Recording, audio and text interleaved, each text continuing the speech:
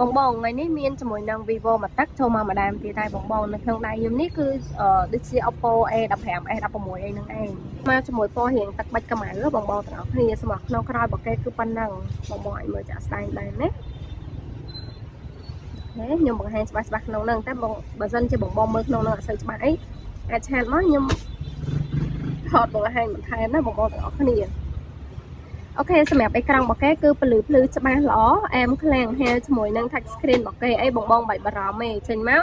គឺ smooth មកអែមទៅហ្មងណាអូខេឥឡូវខ្ញុំបង្ហាញជាមួយនឹងកាមេរ៉ាបកកេវិញបងសម្រាប់កាមេរ៉ាបកកេគឺច្បាស់ណាបងបងឲ្យមើលចាក់ស្ដែងបាននេះសម្រាប់កាមេរ៉ាក្រោយអូខេខ្ញុំបង្ហាញជាមួយនឹងខាងមុខវិញវ៉ាវខាងមុខគឺច្បាស់ខ្លាំងហ្មងបងបងនិយាយទៅមួយនេះកាមេរ៉ាគេគឺច្បាស់មុខក្រោយតែម្ដងបងសម្រាប់យកទៅធ្វើការប្រើប្រាស់តម្រូវការទៅលើការថតរូបថតវីដេអូអីមកអែមហ្មងព្រោះកាមេរ៉ារបស់គេច្បាស់ល្អអូខេខ្ញុំបង្ហាញជាមួយនឹងកម្លាំងម៉ាស៊ីនរបស់គេតិចសិនបងអញ្ចឹង Vivo នៅក្នុងដៃខ្ញុំនេះមកជាមួយ RAM 8និង memory ទំហំ 256GB ទៅគឺធំខ្លាំងហ្មងបងសម្រាប់មួយនេះគឺ memory របស់គេធំប៉ុន្តែខ្ញុំមកធ្វើ promotion ពិសេសជូនបងទាំងអស់គ្នាតម្លៃគេតែ120,000ទេបង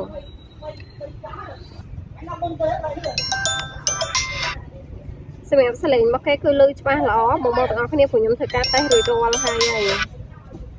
គេតែគឺសលេងរបស់គេមិនអែម touch screen ក៏រស់រវើក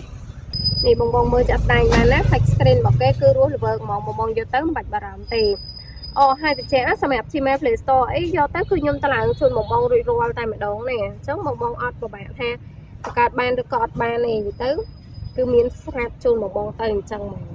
តែបញ្ជាក់បន្តិចសម្រាប់ Vivo នេះ scan កញ្ចក់ដៃអត់ដែរទេបងទាំងអស់គ្នាខ្ញុំបញ្ជាក់ហើយតែបងអាចធ្វើការដាក់លេខកូដអីបានធម្មតាហ្មងបងអញ្ចឹងសម្រាប់ Vivo នៅក្នុងដៃខ្ញុំនេះគឺតម្លៃត្រឹមតែ120,000ទេណាសម្រាប់120,000ហ្នឹងខ្ញុំថែមជាឈុតទៀតណាបង